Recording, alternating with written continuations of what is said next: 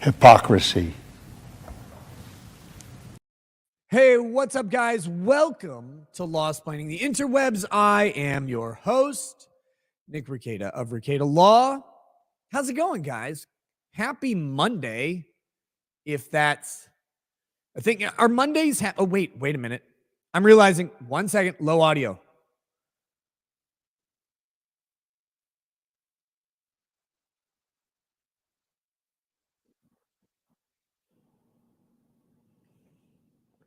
Low audio and reverb. That was not good.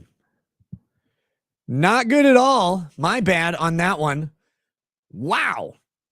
Sorry for that. Here we go. Hey, all right. Wake Tipper, yeah, fun karaoke. Yes. I love, I actually like doing karaoke a lot. The problem with going out and doing it is that you really don't get to sing that often. So we do it at home with friends, and it's cool. It's easier because you get to just hang out. You don't have to like wait through 5,000 people who suck singing shitty songs you've never heard of to get next to your song. So anyway, here we go. I'm just getting my chats organized. I was not prepared for the stream, obviously, but I am prepared for the stream. We are continuing the Vince McMahon complaint. We're going to do that. And we're going to go and just see what else this thing has to offer us, because it's wild, man. It's getting more and more salacious. It's getting more and more spicy, and it's also getting more and more horrifying and disgusting. And that's the whole point of how these complaints are written. You want to tell a story. You want the story to progress. One of the main things that people kind of miss in the practice of law, and actually what a lot of professors have, that I talk to, have lamented the fact that they can't really teach storytelling in law school. It's something you have to learn elsewhere. They're trying to find ways to do it. But storytelling is a critical aspect of it. And this tells a good story. In fact, a lot of the Me Too cases, I mean, part of their appeal, part of everything about them and their success is the storytelling aspect of it. So it's it's its own thing. It's its own thing, and we're going to cover it. I want to finish the complaint. Someone asked, isn't there anything else to cover? I mean, kind of. Yes and no is the answer to that, because most of the main stuff's on hold that I've been covering. There's some Trump stuff is just kind of on hold. The Texas border stuff is at a standoff right now. It's mostly Trump stuff, honestly. To me, that's the most interesting legal issue right now is the Donald Trump stuff. And we're waiting on some rulings for that. We're going to see how bad he's going to get just fucking torched in New York. And it's going to be bad. It's going to be absolutely devastating. And then there's going to be an appeal. So who knows how that's going to eventually turn out. The real interesting stuff are the immunity arguments that are coming. The Supreme Court's going to hear questions about Trump's disqualification in Colorado and Maine, and they're going to create the rule by which a president can be disqualified under the 14th Amendment. Or they're just going to say, yeah, the states don't have any power and it's up to Congress to do it because that's what it says. Or they're going to say the president isn't in the language, and we don't know which one. But once they decide it, it's going to be the law that has never been in 240 years almost. And that's kind of crazy to think about, in my humble jackass opinion. But that being said, we're going to get to this complaint. I'm hoping to get through it tonight. We got 30 pages left. I know some of them have gone slow, and it really depends on what they put on the page. as to if it'll go faster or slower. And then hopefully we'll be done with the Vince McMahon stuff after tonight. Some interesting stuff will pop up and we'll shift gears, get some guests and all that stuff for the next shows. But I'm not going to belabor this too long. I'm already late. My apologies for that. I'm not going to sit here and bitch about it. Let's go after this brief message.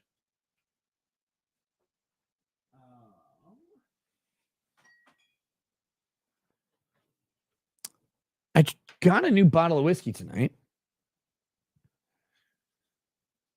It's called Dexter whiskey, so hopefully it kills me. Straight bourbon whiskey finished with 200-year oak, maple wood, and cherry wood. All right, yeah, who cares how old the fucking wood is? But we'll have this. Not my fault. How about covering the age verification laws that have been passed in certain sites? I think he means states. These are flying right under your big schnoz. No, actually, they're not. I covered them when they were proposed. They run into interesting First Amendment questions. They run into questions about the states interfering with interstate commerce as opposed to Congress. It's a curious topic. I haven't seen the major updates on them. God damn it. But I will check them out for you. How's that? But I did want to say I covered them when they first were being proposed in a couple different states. They are very interesting to me. I don't agree with them. I don't think individual states should be able to put restrictions on websites like that. While I agree with the premise of not having children under 18 look at pornography as a business model, that's a good idea. But as a practical matter, you're not going to stop it. But as a practical matter, you're not going to stop it. But that doesn't mean that we should impose these weird draconian laws that are completely ineffective and will ultimately just end up costing somebody a shitload of money. But yeah, let's go for it. I'm going to try this whiskey here.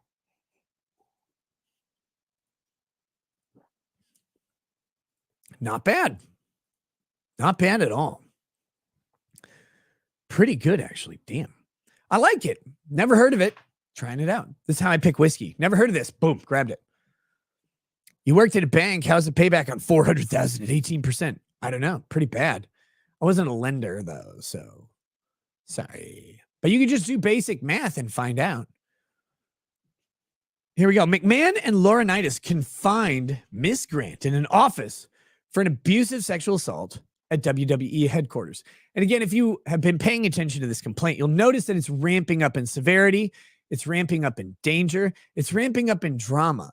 At first, the relationship starts off with Vince just being nice, sending gifts, maybe acting a little inappropriate, but I guess if you're ridiculous, you could pass it off as, well, he's just eccentric. He's a billionaire.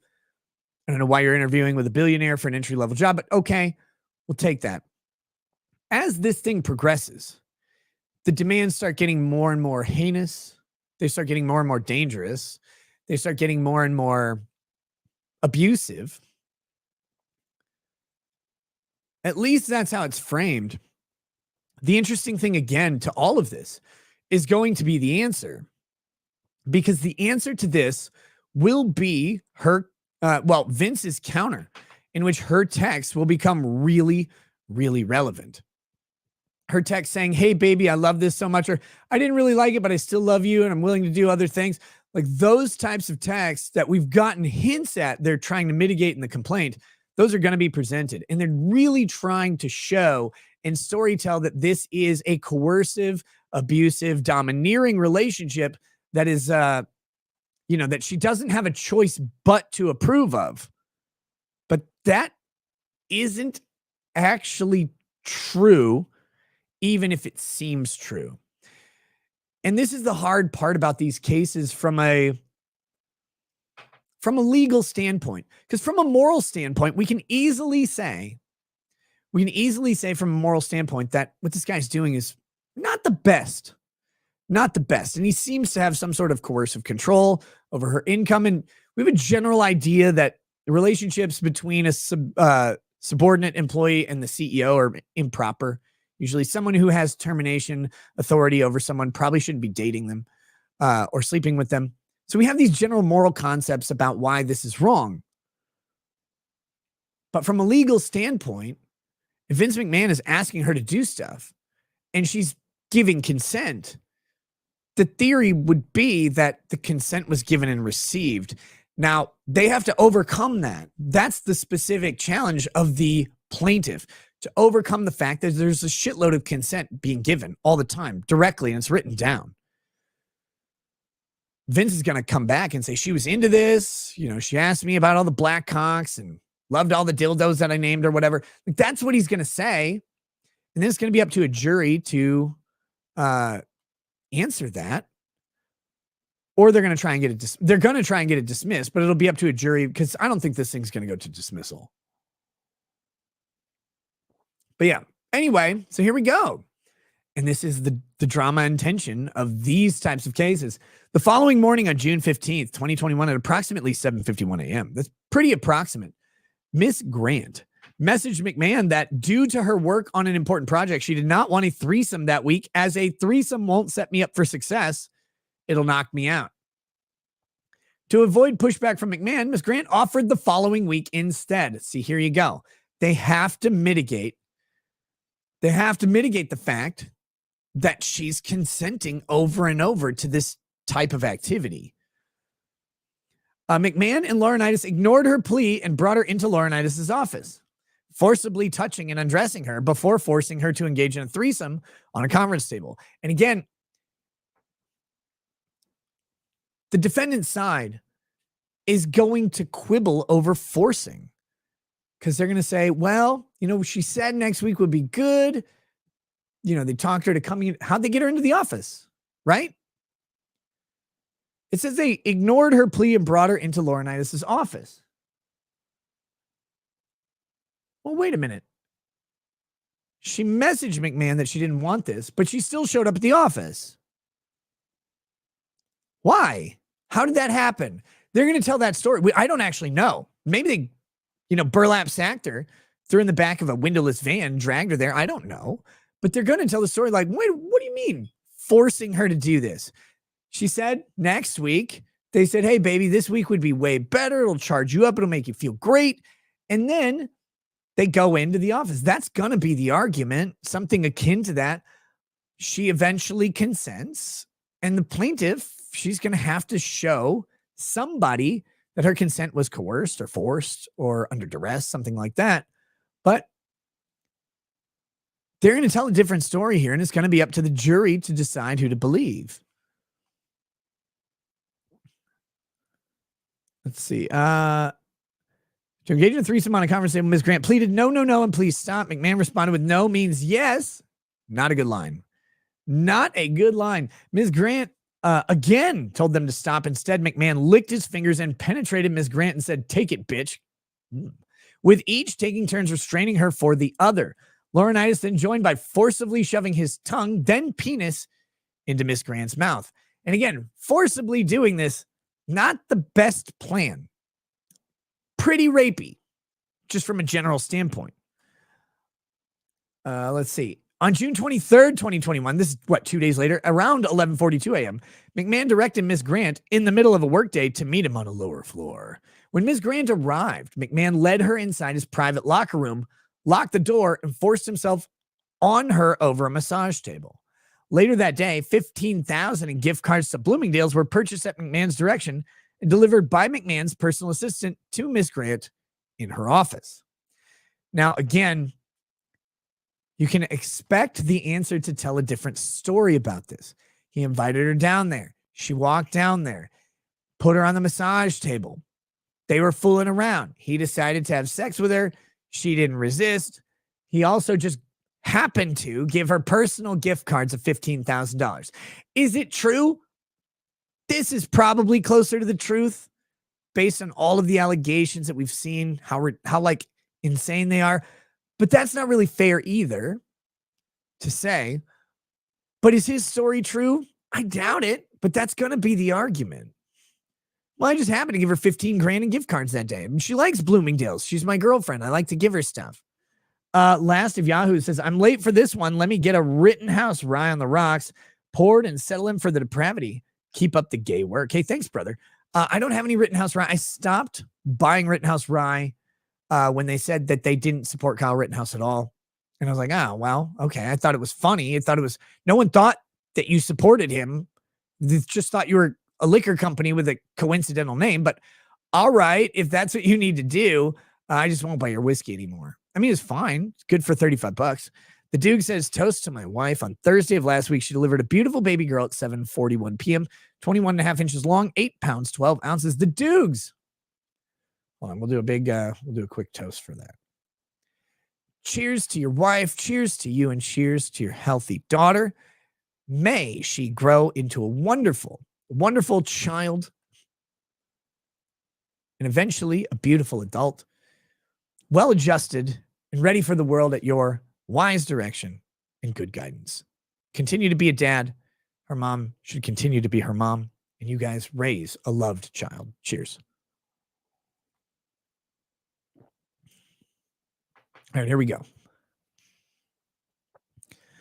Back to this. On multiple other occasions while Ms. Grant worked under Laurinaitis, including after McMahon's promise that one-on-one encounters would end, and even after his wife moved across the country to join Laurinaitis. Wait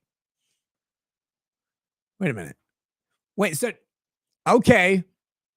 I need a little backup. I need a little clarity. Did Vince McMahon's wife leave him for Laurinaitis? Is that what happened? Because that's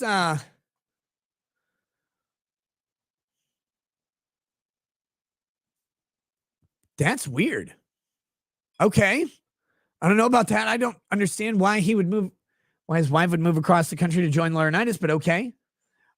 He would call Ms. Grant to his office, lock the door, unzip his pants, and instruct Ms. Grant to perform oral sex.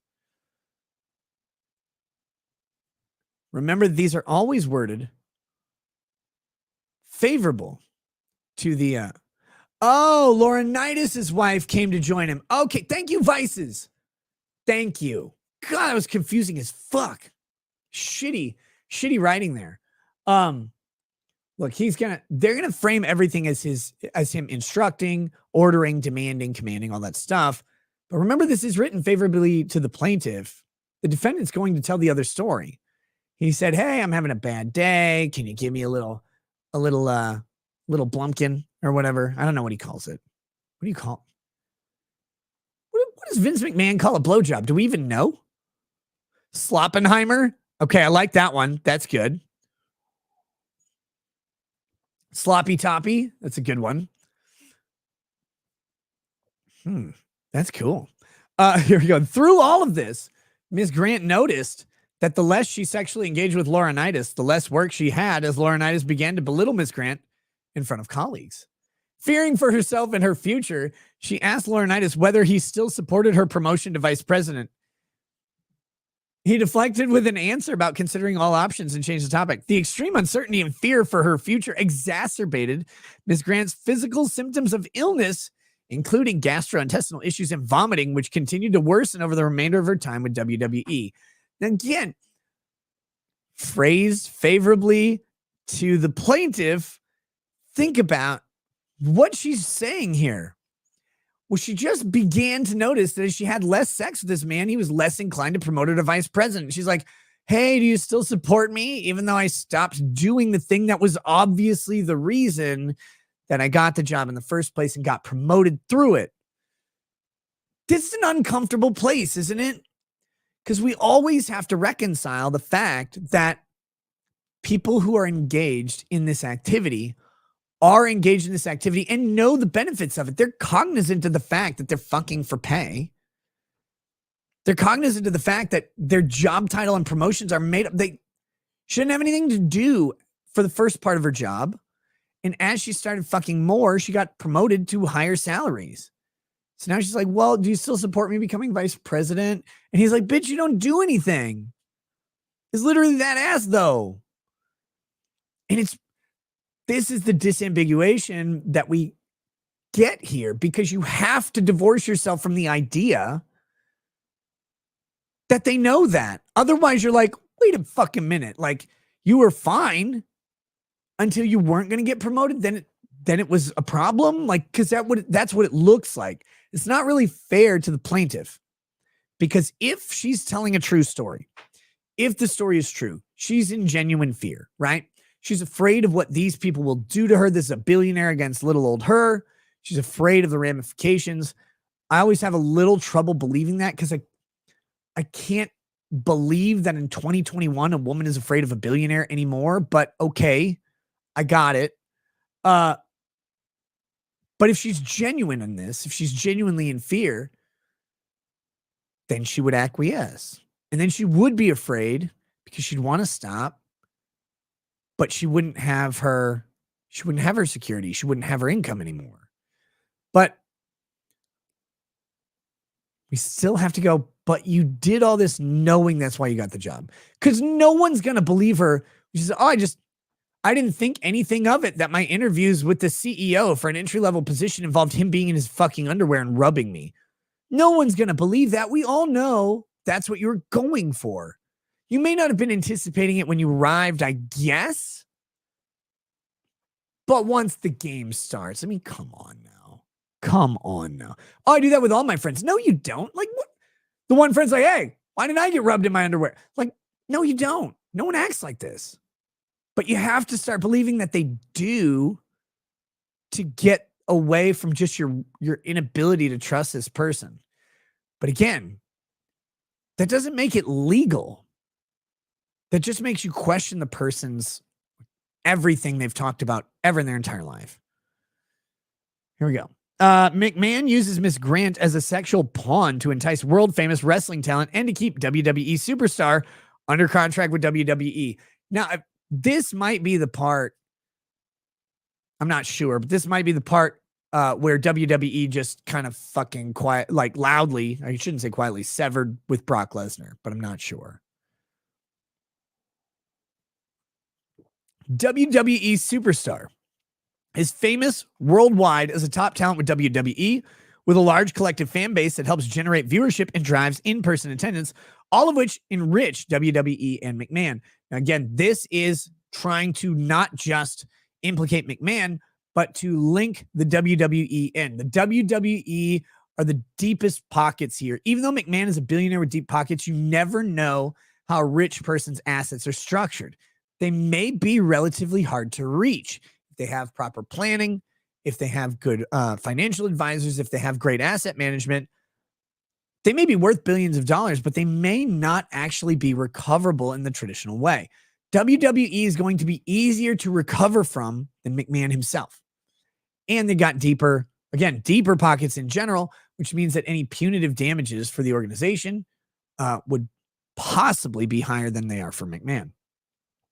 Upon information and belief, McMahon began to recruit WWE superstar for a sexual encounter with Miss Grant while she was still a coordinator in the legal department. By July of 2021, McMahon informed Miss Grant that WWE superstar would be their next playmate. I'm going to just say it. This is fucking weird. This is fucking weird. I'm willing to like give the benefit on a lot of shit, the benefit of the doubt. Like this stuff, I don't get like, he's going to be our next playmate. Like, oh, well, that's a little weird. I'm going to say that. That's a strange one to me. Let's see. As in other instances, McMahon described his fantasy of seeing Miss Grant engage in unmerciful. Oh, God, that's a sad word, isn't it? Unmerciful sexual acts with WWE superstar, during which he would rip her open. Oh, fucking Christ.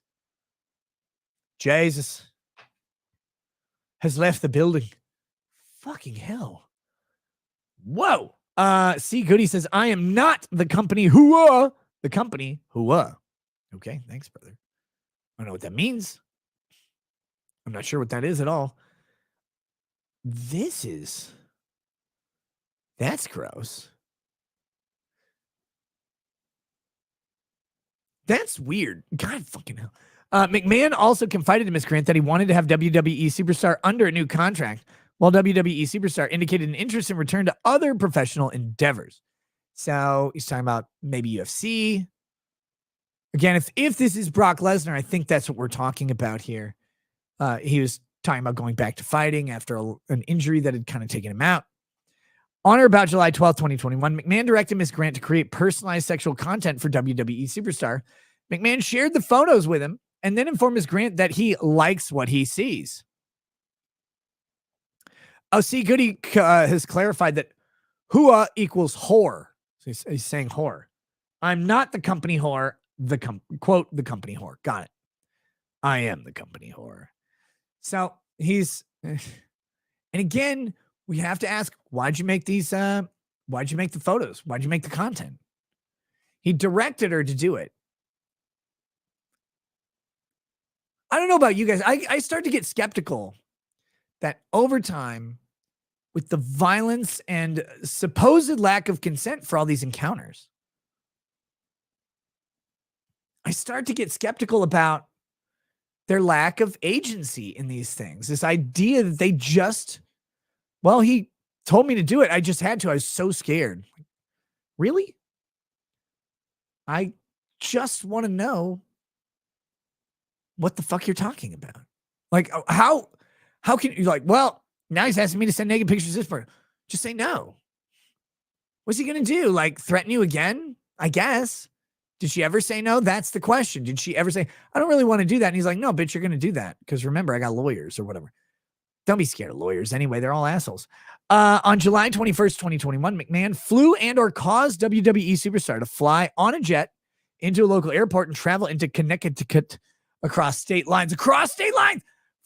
That's actually critical for the sex trafficking charge, by the way. For what McMahon described to Ms. Grant as a business dinner, as well as a sexual encounter with Miss Grant in McMahon's condo. Upon information and belief, the dinner was to discuss Superstar's continued involvement in WWE. Prior to the business dinner with McMahon, Superstar made a brief visit to Miss Grant's building. However, WWE Superstar did not return to the building for a sexual encounter because he was too intoxicated and taken back to the plane. Well, that worked out. He got all whiskey dicked on her. That had to be embarrassing. Imagine being a roided up rage magnet. You're like, oh, well, it didn't work. I'm drunk. Red, White, and Tired says, are we so far right or just right so far? I don't know.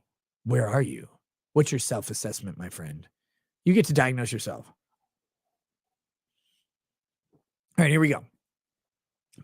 Later that evening, after McMahon recounted the story about his dinner with Superstar to Miss Grant, he sought to salvage the night with a request that they role play the sexual encounter in which McMahon acted as if he were Superstar. Oh, this is uncomfortable. We need a trigger warning on this next sentence. Holy fuck. McMahon was so physically rough with Miss Grant during this encounter that Miss Grant begged McMahon to stop numerous times, including loud cries of help, I'm serious, and I'm scared, as he, among other things, penetrated her, fisted her,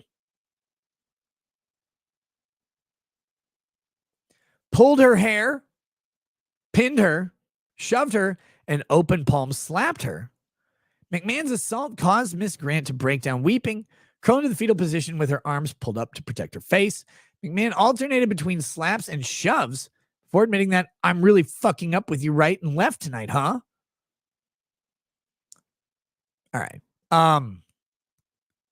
This is a weird one. And I'm not defending anything. I just want to know, how does shoving work? So, like, he's just pushing her around, like, not during sex, I'm guessing, like, while she's just standing up. I don't get the shoving. I'm not sure. That one's weird. But again, the counter to this is obviously going to be that was the role play, because it's scummy to even say this. I get it, okay? But I am a lawyer. Scummy's my job. So the counter to this is that was the role play. He indicated to her that he wanted the superstar, who's big, meaty dude, to just rip her open, right? Just tear her up a little bit, rough her up, unmerciful sex. He promised her. Then he asked to role play. Well, I'm going to be big, meaty dude, even though he got too drunk. Here I am. We're going to have a little rough play. When she starts begging, like, oh, no, help, I'm serious, I'm scared. Like, he's going to say it's part of the role play. He might even tell him the safe word. He might even say, no, we had established rules ahead of time, told her exactly what I was going to do. Maybe he has a contract. That's what some of the professional sites do, like the more brutal ones. They have a contract that says everything that they're going to do, and they get the actress or actor or whoever they are to consent to all the really heinous shit they're going to do because they have to. Did McMahon do that? I don't know. Maybe he did. Maybe he didn't. Maybe he just had a conversation with her like, well, we're going to be into some role play. It's going to be a little rough. I want you to beg and plead because that's part of it. Yeah, girl. Like maybe he's going to say that. I don't know. That would be the obvious defense to this type of accusation. Will people buy it or not? Kind of depends what she's got in her text messages, doesn't it? They're going to characterize this chick as a ladder climbing whore who's into all sorts of kinky, weird shit, who loved it, and they're going to support it with a bunch of text messages that show she agreed to everything and she knew the score. And they're going to hope and fucking pray that works. And it's not going to. People don't think like this anymore. You used to be able to pull that defense. You used to be able to pull that defense. It's not so prevalent in the 2020s.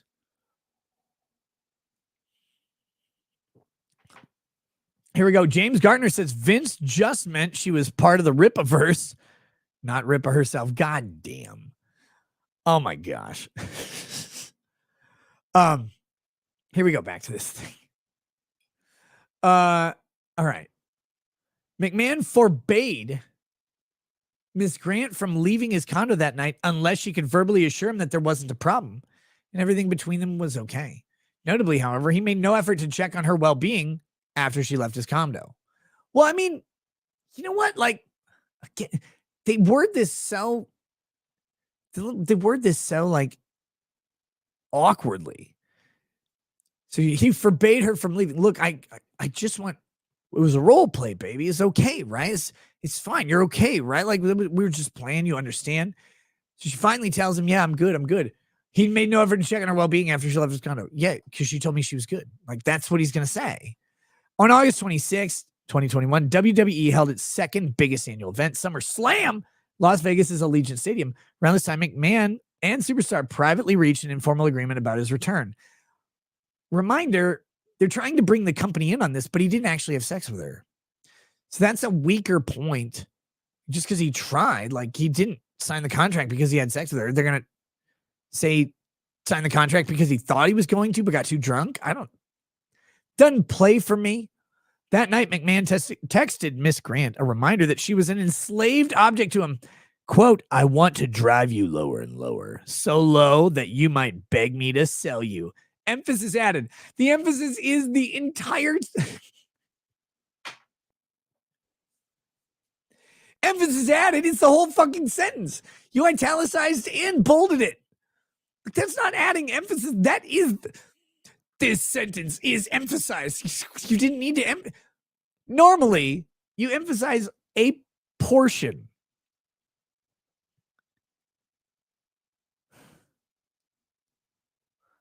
A portion of a sentence you would emphasize. And that's why he would add emphasis. This is the important part. The whole thing, it loses the effect. It looks cheesy.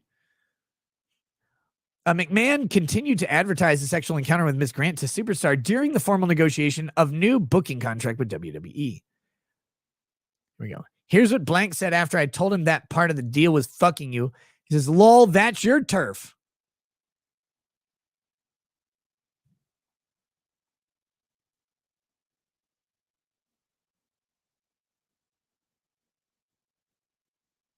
He rejected it. That's not helpful.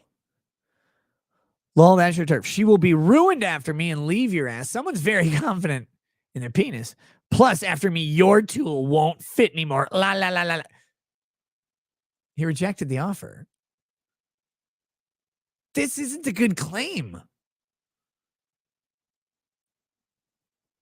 You're going to claim that Vince used her as a bargaining chip, and he's like, nah, fuck you. In December 2021, McMahon gave Miss Grant's personal cell phone number to Superstar and promised she'll do anything requested of her. The days that followed, Superstar revealed a fetish to Miss Grant. Uh-oh. Oh, now it's getting spicy. And tested McMahon's promise that she would do anything with a request that she'd send a video of herself urinating. Why? Hey, girl. I'm going to tell you what I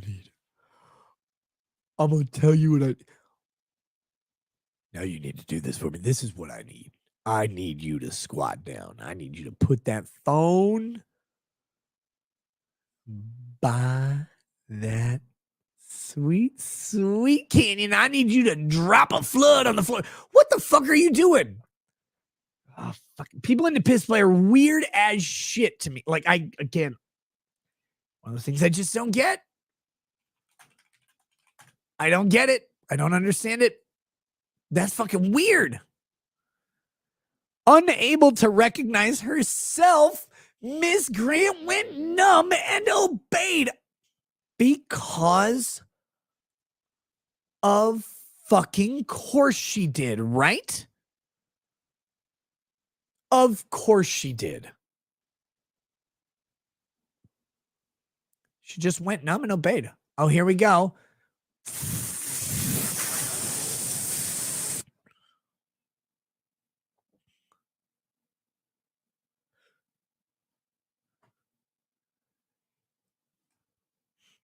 Superstar informed Miss Grant if she had not complied with the request, he would have lost any interest in her and then called her a bitch.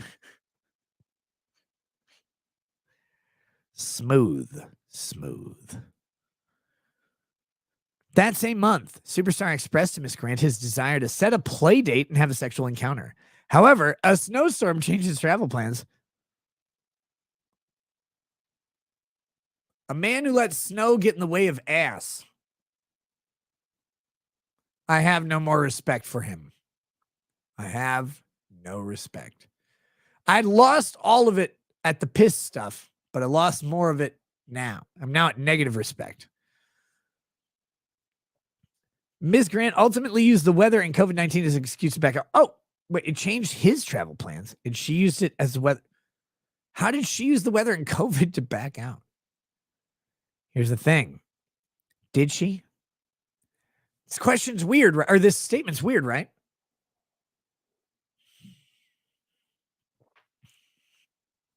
However, a snowstorm changed his travel plans, and she used the weather and COVID-19 as an excuse to back out, but it changed his travel plans.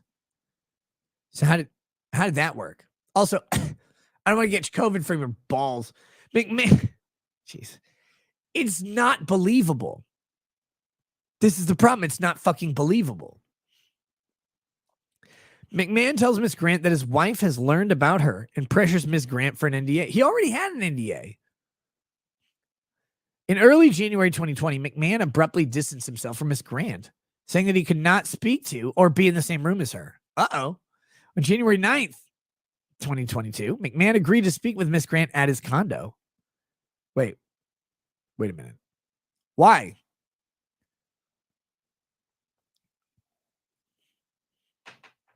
Why? This is a question that gives me pause, right? Does it give you pause? He said, hey, everything she's wanted, right? She wants out. Can't speak with her. Can't be in the same room with her. She's like, oh, I'm scot-free. Home free. All the abuse I've suffered, all the degrading humiliation I've suffered, and now I'm free. He agreed to speak with her. Presumably because she asked him to, right?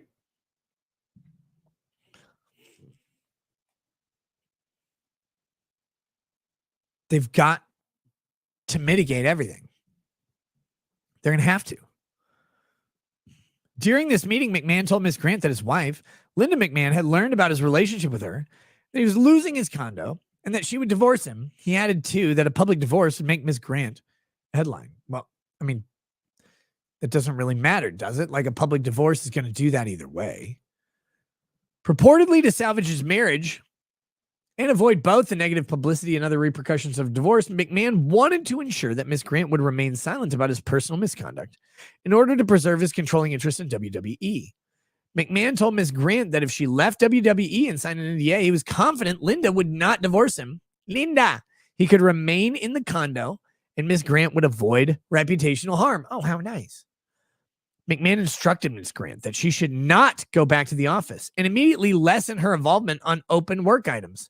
Ms. Grant expressed concerns about both her name being mentioned in the media and the loss of control over her image, especially as McMahon had shared content of her for close to 2 years and the ramifications for her career. Oh, honey, you didn't have a career. You didn't have one.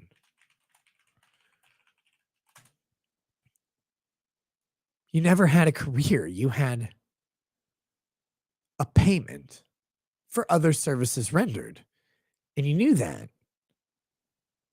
It's uncomfortable to say, maybe, but you didn't have a career. So what's she going to do? What's she going to do? McMahon suggested that he would attempt to help keep Miss Grant's reputation intact. He or corporate officer number 1 would personally help her find another job. McMahon also instructed her not to share this news with anyone and suggested she offer health-related excuses if asked about leaving WWE. Convenient, right? Because she's already said earlier in the complaint she has gastrointestinal issues, vomiting from the stress and the nerves or whatever that would continue throughout her entire employment with WWE. Now, he's given her that excuse, but she already primed the pump for it. Regarding the NDA, Ms. Grant asked McMahon, "Is this when Jerry sends the papers?"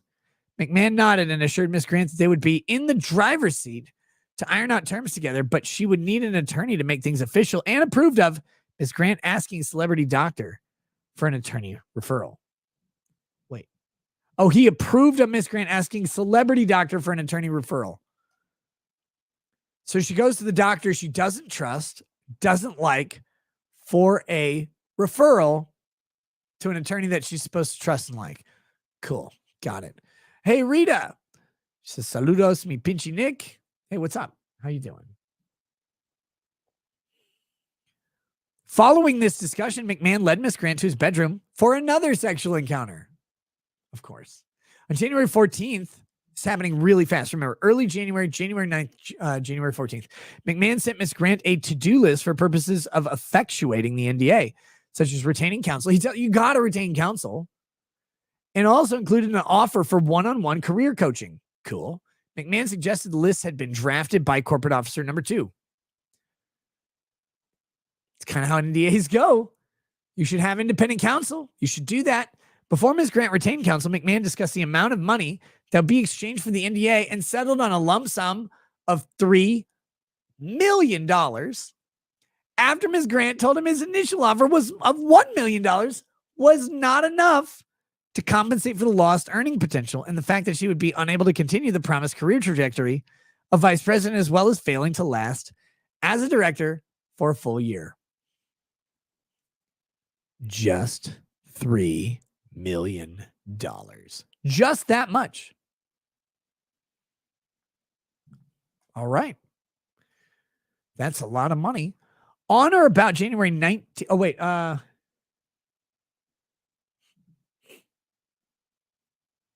Let's see. Before Miss Grant retained counsel, he called her with an update and informed her that McMahon's attorney and counsel for WWE insisted on installment payments due to cash flow purposes.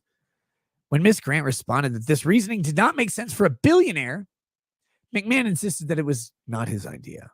Who cares if it was your idea? Pay up. Pay up. $3 million. Why would you take the installments? Doesn't make sense for a billionaire. But again, billionaire assets aren't always so liquid. They're not always readily accessible. Moving those assets can raise suspicions, especially if his wife is already on his ass about this chick, right? Hey, wait, what are you doing? What are you liquidating that? that asset for? Why are you moving that building? Why are you selling this? Why are you doing that? Why are you getting money free? On or about January 19th, Ms. Grant advised McMahon that she had contacted Celebrity Doctor about an attorney referral, and on that physician's recommendation and on McMahon's approval, she signed a retainer agreement with a lawyer later that day. Wait, why would you ask him for approval?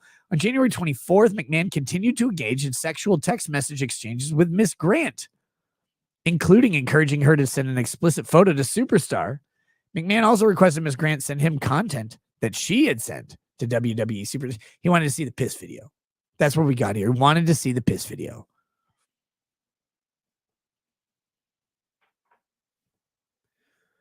The negotiations of the NDA were brief, lasting only 8 days. Ms. Grant reminded McMahon that the NDA ought to address people who knew about their relationship, including but not limited to Corporate Officer 1 and 2, John Laurinaitis, and McMahon's personal assistants, but not Superstar. Ms. Grant and her attorney sought to incorporate the list of individuals who had knowledge of the relationship into a Schedule A in the NDA. Ms. Grant's requested revisions were flatly rejected by McMahon and the WWE. Nope. Who reverted to their original draft rather than incorporate any of her proposed changes. Yeah, they didn't accept your offer. He's paying you $3 million. Fuck off. With the exception that as of the date of execution, Ms. Grant would not speak of the relationship. That sounds like, okay. On or around January 26th, McMahon articulated an even more pressing need to get the NDA signed immediately, informing Ms. Grant that he was under a tight deadline to report pending or threatened legal actions to the WWE Board of Directors, specifically the Audit Committee, and that McMahon and his attorney could not do so unless she signed the NDA, informed Ms. Grant that board members were concerned about the delay. Furthermore, McMahon repeatedly pressed Ms. Grant to stop her attorney from any further wordsmithing and blamed her attorney for not understanding the urgency of the situation. Yeah, Vince, it's his job to not care about the urgency of the situation and use that as leverage on you. Also, despite any previous approval, McMahon now expressed that both he and his attorney had concerns about Ms. Grant's attorney and warned her that her counsel could not be trusted, which in turn caused Ms. Grant to question her trust in her personal attorney.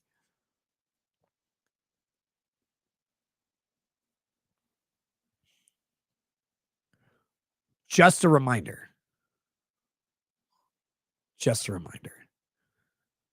You have to remember that the way you believe this person is to remember that they're retarded. That's the only way you can do it. It's like, oh, he's controlling me. He really wants me to sign this NDA. Doesn't want me to talk about anything. He approved my attorney. Now that I'm negotiating, he's like, oh, don't trust your attorney. Well, I don't trust him anymore. On or around January 26th, she became so overwhelmed that she asked to simply give notice without the need for a payment, even offering to sign a napkin or post it as a sign of goodwill. McMahon flatly rejected her desire to back out. She was nobly going to give up the money. But then McMahon, no, you can't do that. We need the NDA. January 27th, just 8 days after Mr. Grant had hired an attorney, or Ms. Grant, McMahon left Ms. Grant a lengthy audio message explaining why they needed to go through with the NDA, pushing her to hurry up and sign the NDA and advising that he would be double fucked if she did not, presumably referring to both his divorce and the report to the board of directors. Between January 27th and January 28th, there were unresolved edits that led to panic phone calls, including an attorney confidentiality clause and signatory line that Ms. Grant's counsel said he would never sign. Also, the deadline to sign the NDA was pushed up from January 31st to January 28th. Okay. Again, trying to exercise leverage. McMahon continued pressuring Ms. Grant with calls during which he pleaded, demanded, threatened, and begged her to sign the NDA and reminded her that by not signing, she would jeopardize him, the company, and his family, that she would surely become the subject of national headlines and ruin her reputation if she did not sign the NDA by the start of WWE's live programming schedule on January 28th. He reassured her that nothing would change between them and she would emerge with her reputation intact if she would simply sign the NDA. But of course, that doesn't make sense either. He told her he can't be in the same room with her or talk to her anymore. So why suddenly is he saying this? Nothing would change between them? Okay. All right. In a state of mental defeat and fear from her threats, she succumbed to his unrelenting pressure and signed the NDA just before the deadline on January 28th, 2022. God, who could have seen it coming? Who could have seen it coming? That she would ultimately relent and just, oh God, I just have to sign this NDA for $3 million.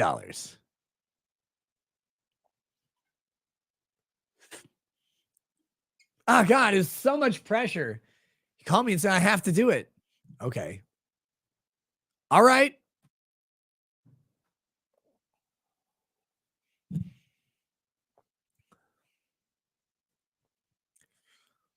So here's the thing. So this is conclusory, right? Where on earth did he threaten her? I want you to go back and look at those paragraphs. See, she's trying to undo the NDA. She's trying to say she signed it under duress. Mental defeat and fear from his threats. She didn't lay out any threats in her complaint. There weren't any threats. We need to hurry up. We need to do this. I'm gonna get fucked up. I'm gonna do that. Where did he threaten her? Where he say, I'm gonna fuck you up. I'm gonna ruin your reputation. I'm gonna call your mom. Fuck your dog. Whatever he's gonna. I don't know what he threatens her with. I figure white chicks like dogs. On February 4th, Miss Grant was wired $1 million as the first installment of the NDA. February 28th, Miss Grant was wired $10,000 to cover her attorney's fees incurred in connection with the NDA. Both wires were sent with originator described as Vince K. McMahon, care of WWF. An originator address, here it is. On February 9th, Ms. Grant gave notice to Laurinaitis and put human resources at WWE on official notice that she was leaving the WWE. Kind of sounds like she did exactly what he asked. Kind of sounds like she agreed to what he wanted, did it, took the payment in installments. He hired the attorney, which you can do so long. So this is a thing people don't understand. In these type of situations, you can actually hire the attorney for the adverse party. You just have to maintain the purity of the attorney-client relationship. So if McMahon had undue influence on the attorney, that would taint the relationship, right? Because he was paying him. But we see in the complaint that she admits that McMahon didn't like the attorney. Said, you can't trust this guy. I don't really like him. He's negotiating against McMahon. He's not giving into his. So it seems like that was kind of a pure move there. So they tried to sell it as McMahon, like approving it and disapproving it. That doesn't help her case, though.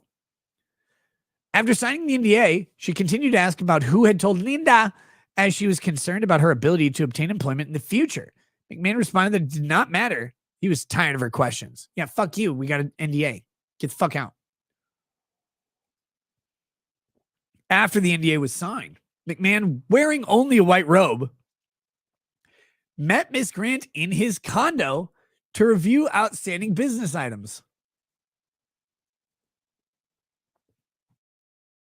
Just come to my condo, girl.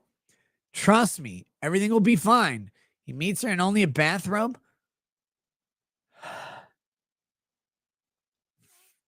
This drives me fucking bonkers. No one is this goddamn retarded.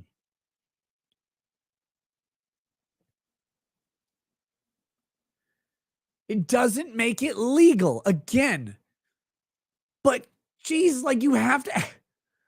Why are you going to his condo? Let's see. Met Ms. Grant in his condo to review outstanding business. As Ms. Grant was proceeding to the door to leave, McMahon grabbed her arm before she exited and commanded her to do one last thing and get on your knees. And she does.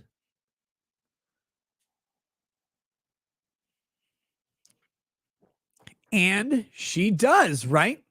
As Miss Grant knelt on the hard floor, barely a few feet away from the front door, McMahon opened his robe and ordered her to eat him.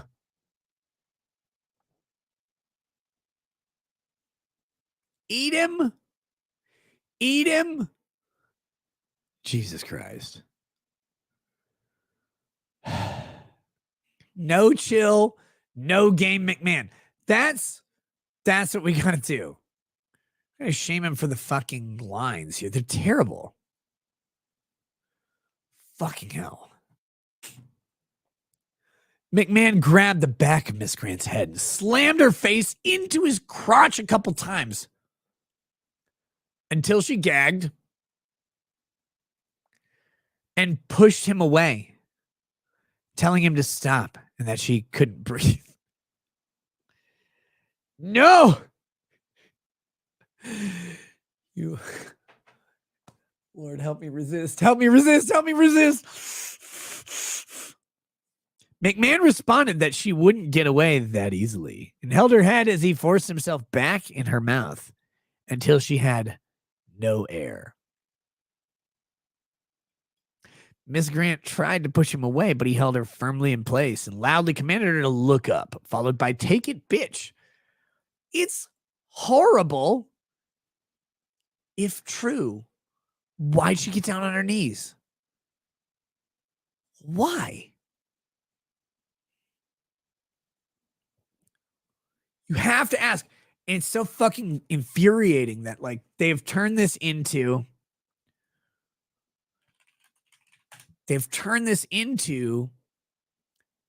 you can't question victims anymore. You can't do it. You just have to listen and believe their story or whatever. But you gotta wonder, but like, you're done. You got an NDA. He's told you to quit. There's nothing over your head anymore. There's literally nothing. He's not giving her a job. He's not paying for anything. He's like, just get down and eat it, bitch. She's like, okay, down on her knees. Why? What's she scared of now? Where's the threat? What's the thing? What are you going to do? You got an NDA. You got $1 million, $2 million more coming.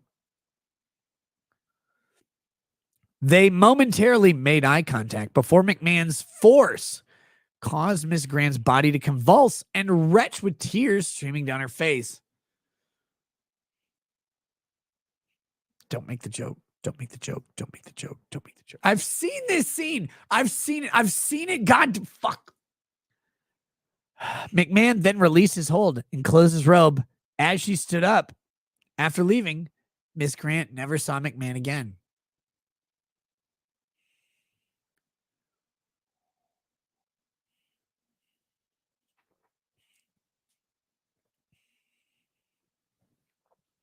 Okay.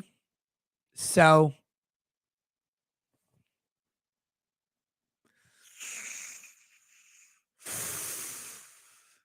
like, oh God, it's because you want to just sympathize with the victim of this guy, right? You do. Sympathetic person. It's a young woman, not young. She's what, 40? That's not young, I don't think. 38. If I say that's young, then I'm close to young. I don't think so. So if you say that, you go, okay, this is a woman who doesn't have really a job or experience. Billionaire offers her a job, gives her a bunch of gifts. She's enthralled. She's enamored. It's Vince McMahon. And you can imagine she is enamored. Celebrity is hard for some people to deal with. They're like, holy shit, this really important person cares about me. And so when he gives her gifts and he showers her with money that she can't imagine having, it's like, wow, cool. She does this stuff. Is he using it to control her? Probably, maybe. I don't know. But then we have to go, okay, he's told her it's going to stop. He's told her he can't be with her. He's told her she can't work for him anymore. He's told her she's got to go and she can't talk about anything. And then you get back to this. Why then do you drop on your knees? She didn't mention he was physically threatening. She just said he grabbed her arm and said, I need you to do one more thing. Eat it, right? Like, eat him. Where's the threat? Where's the coercion at this point? Where's the duress? Oh, it's so ingrained in her. I guess. Maybe. But because of Me Too, because of how this shit gets framed now, we have to just accept the narrative because it's rude not to. Unfortunately for potential victims or liars, one of the two, you go, an attorney goes, I don't have to accept shit. And the attorney for McMahon is going to say she's a fucking liar, made up all this shit, trying to squeeze more money out of someone who already paid her for her services. Kate C., a.k.a. Snake Plush Kitten, says, is this a legal filing or a bad Mexican soap opera? And Rael says, I don't believe/help any women anymore unless family. Honestly, that's generally a decent policy. I mean, outside of very extreme circumstances, why are you getting involved in people's lives that you don't have an actual connection to? That's a real question you should ask. Maybe you're a charitable individual. Maybe you have compassion for people and want to do that. You are exposing yourself to risk. Lots of it. Because something that is innocent and innocuous or scandalous but not illegal can look illegal really fast. Here's the thing with the Vince McMahon stuff. Maybe he improperly utilized his position to offer her a job and do some stuff like that. Maybe he did that. That's not really what the suit is about, though. It's worse than that. Did they overshoot it? I don't know. We'll have to see. On March 2nd, 2022, while Miss Grant was away on a trip to Florida, McMahon called her to advise it that it would probably be the last time she would hear from him, and if she needed anything, contact corporate officer number 1 or 2. Over the course of an approximately half-hour call, McMahon lamented both his inability to focus on the upcoming WrestleMania, how his personal life had blown up over the past few weeks. Towards the end of their conversation, McMahon and Miss Grant agreed to resume contact after WrestleMania. She had an out. Probably never talk to you again, girl. Sorry. I'm gonna miss you. You changed my life. You made everything great till it all came crashing down. It's all on me. I don't know what to do, but I can't do this anymore because Linda. She's like, no, contact me, baby. Please keep talking. Why? Why are you agreeing? Why? Why are you agreeing to contact this person? He's exerting control over your entire life. Coercion. You're saying you're damaged. You're saying you hate it. And yet, we agree. He says, you're probably never going to hear me again. But then they agreed to keep contact. Why? Jesse Bear, 2115, says, this is literally the plot of every bad 80s porn movie. Kind of is, isn't it? On around March 4th, Superstar messaged Miss Grant that he was in New York in line with McMahon's orders. Miss Grant texted Superstar explicit pictures. What orders? You have an NDA. You have an out. You're done. Game over. All you've agreed to do is keep in contact. Story becomes less and less believable, doesn't it? This is a problem. It's a conceptual problem. It's not a legal problem. But once you get to a jury, this chick is going to get fucking raked over the coals by his attorney. But